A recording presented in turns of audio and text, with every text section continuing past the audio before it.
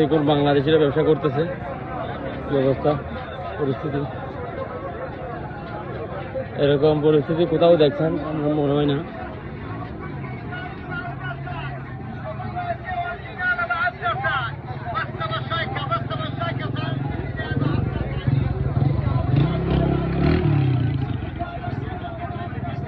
আমি এখন কেঁচা বাজারের দিকে যাবো সব সবজি কেনার জন্য, দেখতে থাকুন।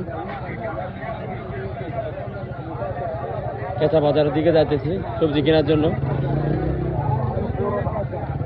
এখানে আরো পরিস্থিতি আরো অনেক ভয়াবহ, দেখুন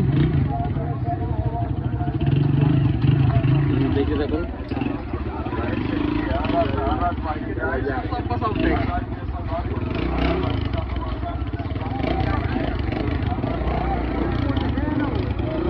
মেয়েটা ভিক্ষা করতেছে, দেখেন কিভাবে ভিক্ষা করতেছে।